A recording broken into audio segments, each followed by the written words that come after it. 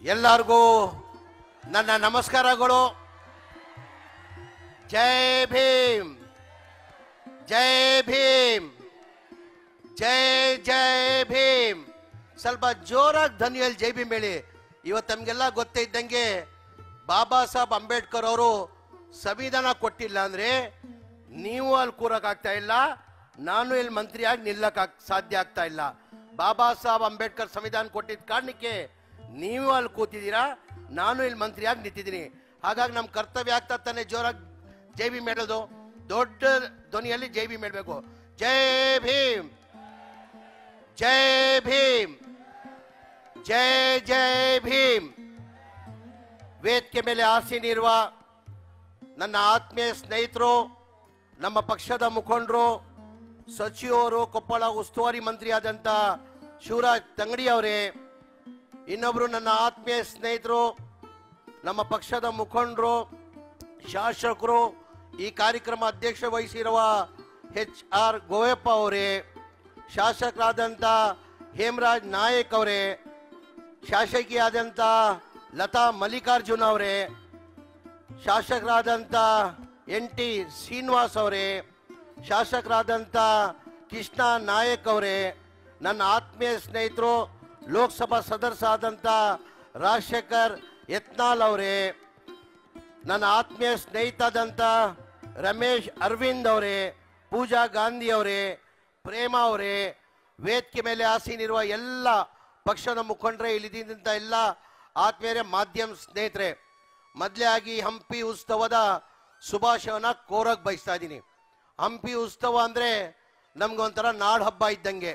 ಬರೀ ಕೊಪ್ಪಳ ಜಿಲ್ಲೆಗಿಲ್ಲ, ವಿಜಯನಗರ ಜಿಲ್ಲೆಗಿಲ್ಲ, ಕೊಪ್ಪಳ ಆಗಲಿ, ಬಳ್ಳಾರಿ ಆಗಲಿ, ವಿಜಯನಗರ ಆಗಲಿ, ಇಲ್ಲಿ ಹಂಪಿ ಉತ್ಸವ ಅಂದರೆ ನಮ್ಗೊಂಥರ ನಾಡು ಹಬ್ಬ ಇದ್ದಂಗೆ. 4-5 ದಿನದಿಂದ ನಾನು ಇಲ್ಲೇ ಇದ್ದೀನಿ. ನಾನು ಹಂಪಿ ಉತ್ಸವ ವ್ಯವಸ್ಥೆಗೋಸ್ಕರ ನಾನು ಇಲ್ಲೇ ಇದ್ದೀನಿ. ನಾನು ಎಲ್ಲ ಕಡೆ ಮನೆಯಲ್ಲಿ ಇವತ್ತು ಹಂಪಿ ಉತ್ಸವನ ನಾವು ಆಚರಿಸ್ತಾ ಇದ್ವಿ. ತಮಗೆಲ್ಲ ಗೊತ್ತೇ ಇದ್ದಂಗೆ ಹಂಪಿ ಉತ್ಸವ ಚಾಲನೆಯನ್ನು ಕೊಟ್ಟಿದ್ದು ನಮ್ಮ ನಾಯಕರು MP ಪ್ರಕಾಶ್ ಅವರು.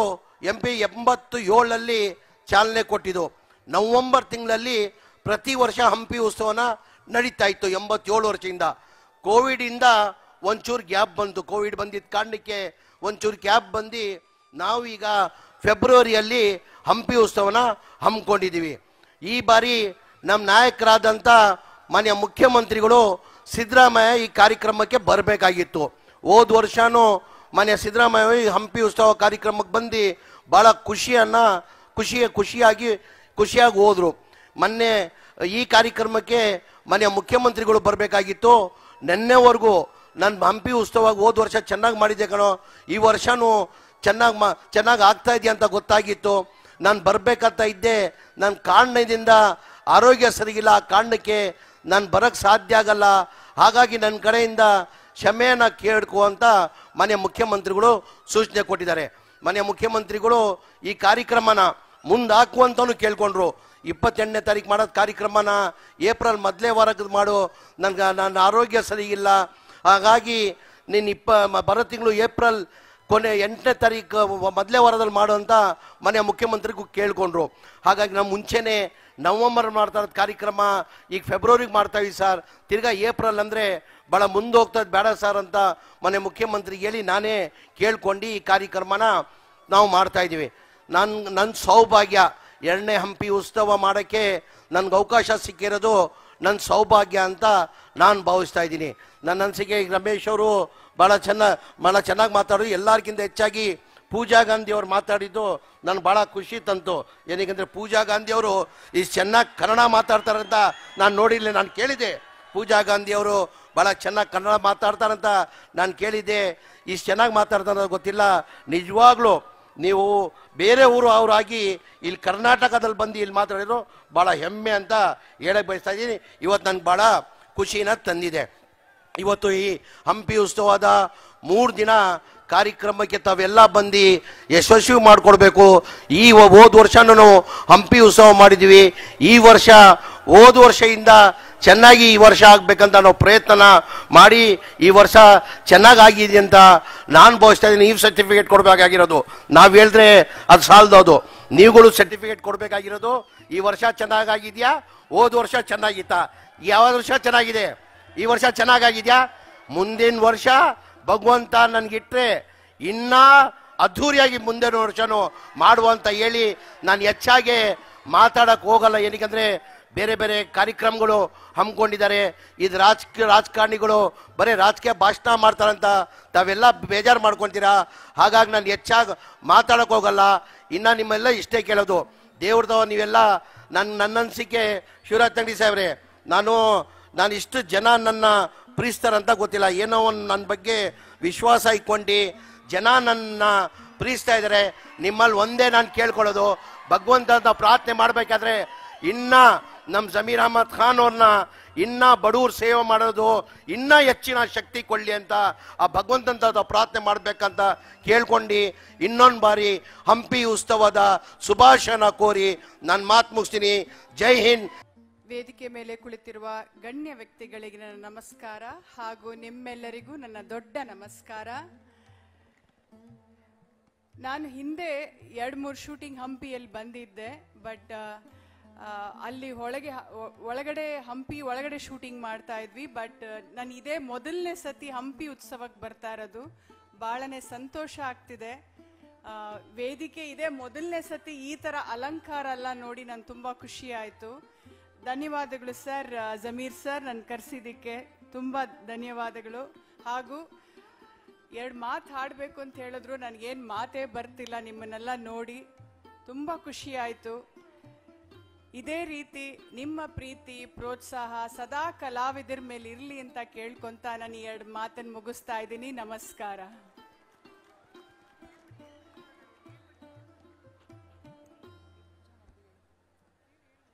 ಧನ್ಯವಾದಗಳು ಪ್ರೇಮ ಅವರಿಗೆ. ವೇದಿಕೆ ಮೇಲೆ ಉಪಸ್ಥಿತರಿರುವ ಮಾನ್ಯ ಸಚಿವರಾದ ಶ್ರೀ ಜಮೀರ್ ಅಹಮದ್ ಸರ್ ಅವರಿಗೆ ನನ್ನ ನಮಸ್ಕಾರಗಳು. ವೇದಿಕೆ ಮೇಲೆ ಉಪಸ್ಥಿತರಿರುವ ಶಿವರಾಜ್ ಸರ್ಗೆ ನನ್ನ ನಮಸ್ಕಾರಗಳು. ವೇದಿಕೆ ಮೇಲೆ ಉಪಸ್ಥಿತರಿರುವ ಎಲ್ಲ ಹಿರಿಯರಿಗೆ, ಗಣ್ಯರಿಗೆ, ಮಾರ್ಗದರ್ಶಿಗಳಿಗೆ ನನ್ನ ನಮಸ್ಕಾರಗಳು ಅಂತ ಇಲ್ಲಿ ನೆರೆದಿರುವ ಎಲ್ಲ ಕನ್ನಡ ಮನಸ್ಸುಗಳಿಗೆ ನನ್ನ ಶಿರಸಾಷ್ಟಾಂಗ ನಮಸ್ಕಾರಗಳು. ಕನ್ನಡ ಮತ್ತು ಕರ್ನಾಟಕದ ರಾಜಕೀಯ ಇತಿಹಾಸದ ಸುವರ್ಣ ಅಧ್ಯಾಯಗಳಲ್ಲಿ ಒಂದು ಅಂದರೆ ಅದು ವಿಜಯನಗರ ಸಾಮ್ರಾಜ್ಯ. ವಿಜಯನಗರ ಸಾಮ್ರಾಜ್ಯದ ವಿಸ್ತಾರ, ಸಂಪತ್ತು, ವಿಶ್ವಖ್ಯಾತಿ ನಮ್ಮೆಲ್ಲರ ಹೆಮ್ಮೆ ಅಂತ ಹೇಳೋಕೆ ಇಷ್ಟಪಡ್ತೀನಿ. 15ನೇ ಶತಮಾನದ ವಿಶ್ವದ ನಂಬರ್ 1 ಸಾಮ್ರಾಜ್ಯ ನಮ್ಮ ಕನ್ನಡದು ಮತ್ತೆ ಕರ್ನಾಟಕದು ಆಗಿತ್ತು. ನಾವೆಲ್ಲರೂ ತುಂಬಾ ಹೆಮ್ಮೆ ಪಡುವಂತ ವಿಷಯ. ರಾಜ್ಯ, ಸೈನ್ಯ, ಕಲೆ, ಸಾಹಿತ್ಯ, ಸಂಗೀತ, ದೇವಾಲಯಗಳು, ಹೀಗೆ ಮಾನವ ಜೀವನದ ಪ್ರತಿಯೊಂದು ವಿಭಾಗದಲ್ಲೂ ಯಶಸ್ಸು ಕಂಡ ವಿಜಯನಗರದ ಇತಿಹಾಸ ಮಾತ್ರ ಅಂತ ನಾನು ಹೇಳೋಕೆ ಇಷ್ಟಪಡ್ತೀನಿ. ಇತಿಹಾಸದ ಯಾವುದೇ ಸಂದರ್ಭನ ನಾವು ನೋಡಿದರೆ ಆ ರಾಜ್ಯದ, ಆ ದೇಶದ ಯಶಸ್ಸಿನ ಹಿಂದೆ ಒಂದು ದೊಡ್ಡ ಶಕ್ತಿಯಾಗಿ ಕೆಲಸ ಮಾಡುತ್ತೆ. ಅದು ಭಾಷೆ. ಭಾಷೆಯಿಂದ ಸಂವಹನ, ಭಾಷೆಯಿಂದ ಶಿಕ್ಷಣ, ಭಾಷೆಯಿಂದ ಅರಿವು, ಭಾಷೆಯಿಂದ ಜ್ಞಾನ, ಭಾಷೆಯಿಂದ ವಿಜ್ಞಾನ, ಭಾಷೆಯಿಂದ ತಂತ್ರಜ್ಞಾನ. ಆದ್ರಿಂದ 500 ವರ್ಷಗಳಿಂದ ನಡ್ಕೊಂಡು ಬರ್ತಾ ಇರೋ ಈ ಹಂಪಿ ಸಮಾರಂಭ ಏನಿದೆ, ಇದು ಬರೀ ಹಂಪಿ ಸಮಾರಂಭ ಮಾತ್ರ ಅಲ್ಲ. ಈ ಸಮಾವೇಶ ಒಂದು ಸಣ್ಣ ಸಮಾವೇಶ ಮಾತ್ರ ಅಲ್ಲ. ಇದು ನಮ್ಮ ಕನ್ನಡದು ಮತ್ತೆ ಸಂಸ್ಕೃತಿಯ ಒಂದು ದೊಡ್ಡ ಹಬ್ಬ ಅಂತ ನಾನು ಹೇಳೋಕೆ ಇಷ್ಟಪಡ್ತೀನಿ. ನಾನು ಜಾಸ್ತಿ ಏನು ಮಾತಾಡಲ್ಲ. ನಿಮಗೋಸ್ಕರ ಒಂದು ವಚನ ಹೇಳಿ ನನ್ನ ಮಾತನ್ನ ಮುಗಿಸ್ತೀನಿ. ನಮ್ಮ ಹಂಪಿಯ ಉತ್ಸವದು ಎಷ್ಟು ದೊಡ್ಡದಾಗಿದೆ ಅಂದರೆ ಈ ಬಸವಣ್ಣನವರ ವಚನದ ಮುಖಾಂತರ ನಾನು ಇದನ್ನು ಹೇಳೋಕೆ ಇಷ್ಟಪಡ್ತೀನಿ. ಜಗತ್ತಗಲ ಮುಗಿಲಗಲ, ಮಿಗೆಯಗಲ ನಿಮ್ಮಗಲ, ಪಾತಾಳದಿಂದ ಒತ್ತತ್ತ, ಬ್ರಹ್ಮಾಂಡದಿಂದ ಒತ್ತತ್ತ, ಅಗಮ್ಯ ಅಗೋಚರ ಅಪ್ರಮಾಣ ಅಪ್ರತಿಮ, ಅಗಮ್ಯ ಅಗೋಚರ ಅಪ್ರಮಾಣ ಅಪ್ರತಿಮ. ತುಂಬ ಥ್ಯಾಂಕ್ಸ್. ಜೈ ಭಾರತ್, ಜೈ ಕರ್ನಾಟಕ ಮಾತೆ.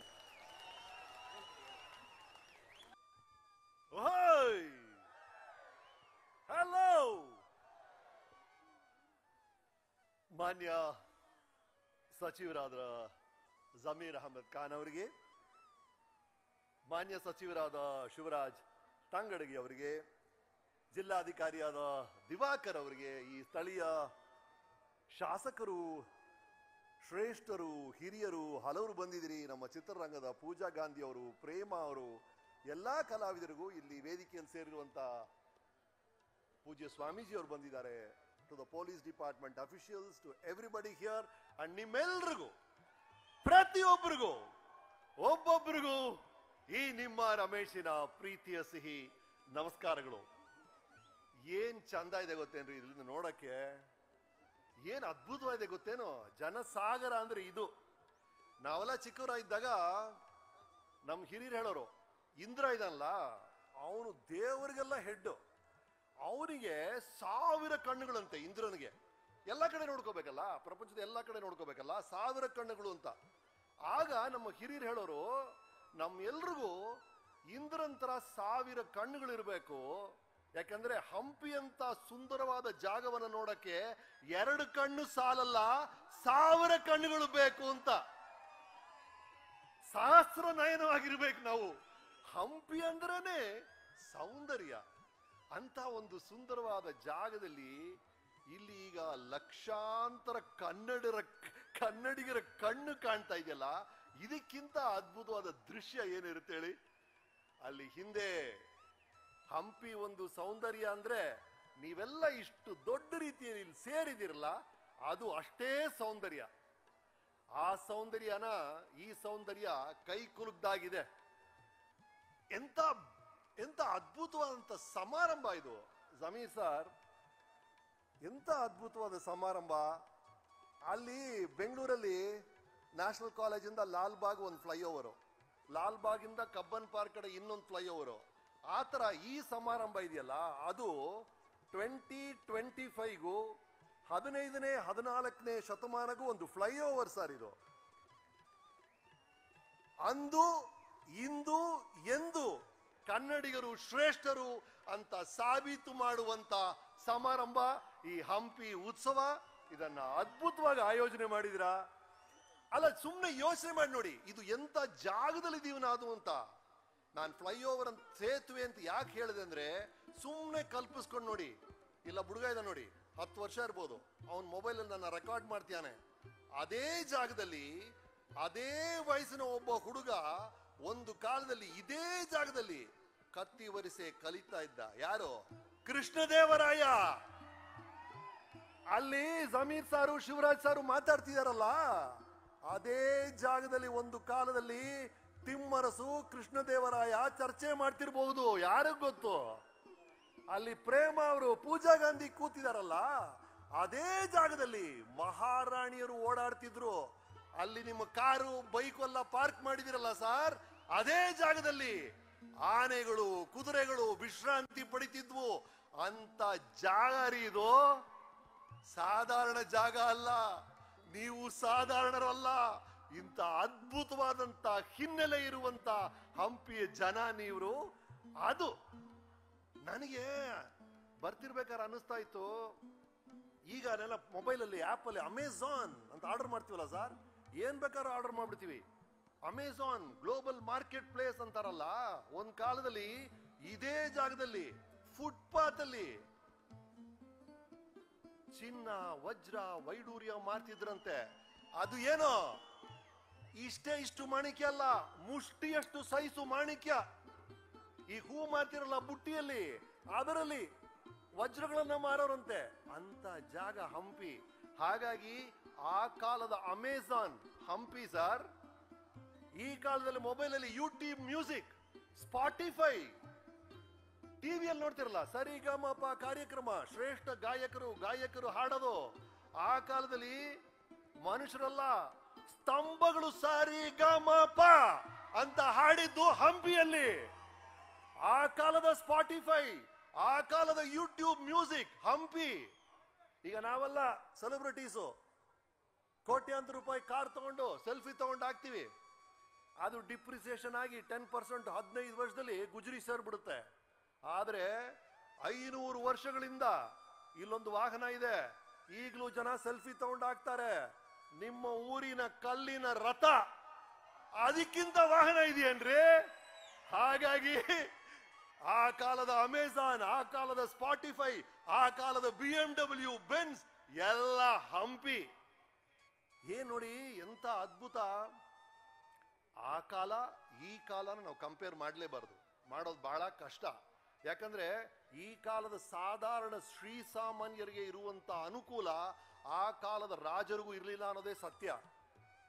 ಆ ಕಾಲದಲ್ಲಿ ಪಾರಿವಾಳದಲ್ಲಿ ಏನಾದ್ರು ಮೆಸೇಜ್ ಕಳಿಸ್ಬೇಕು, ರಾಜ ರಾಣಿಗೆ ಮೆಸೇಜ್ ಕಳಿಸ್ಬೇಕು ಅಂದ್ರೆ ಬರೆದು ಪಾರಿವಾಳ ಕಟ್ ಕಳಿಸ್ಬಿಡೋನು. ಅದು ಮಧ್ಯದಲ್ಲಿ ಪಾರಿವಾಳ ಇನ್ನೊಂದು ಹೆಣ್ಣು ಪಾರಿವಾಳ ನೋಡಿದ್ರೆ ಅದೆಲ್ಲ ಹೊಟ್ಟೋಗೋದು ಡುವೆಟ್ಗೆ. ಆದ್ರೆ ನೀವು ನಿಮ್ಮ ಗರ್ಲ್ ಫ್ರೆಂಡ್ಗೆ ಅಮೆರಿಕಾಲಿದ್ರು 1 ಸೆಕೆಂಡಲ್ಲಿ SMS ಕಳಿಸ್ತೀರಲ್ವಾ? ಮಹಾಕುಂಭಕ್ಕೆ ಹೋಗ್ಬೇಕು ಅಂದ್ರೆ ಆ ಕಾಲದಲ್ಲಿ 3 ತಿಂಗಳಾಗೋದು. ಈಗ 1 ದಿನದಲ್ಲಿ ಹೋಗ್ಬಿಟ್ಟು ಅಲ್ಲಿ ಕಾಶಿ, ಪ್ರಯಾಗ್ರಾಜ್, ಅಯೋಧ್ಯ ಎಲ್ಲ ನೋಡಿ ಬಂದ್ಬಿಡ್ತೀರಾ ನೀವು. ಹಾಗಾಗಿ ಈ ಕಾಲದ ಶ್ರೀಸಾಮಾನ್ಯರಿಗೆ ಇರುವಂತ ಅನುಕೂಲಗಳು ಆ ಕಾಲದ ರಾಜರಿಗೂ ಇರಲಿಲ್ಲ. ಹಾಗಾಗಿ ಏನೇ ಸಾಧನೆ ಇದ್ರೂ ಆ ಸಾಧನೆಯನ್ನ ಆ ಕಾಲಘಟ್ಟದ ಫ್ರೇಮಲ್ಲೇ ನಾವು ಯೋಚನೆ ಮಾಡಬೇಕು.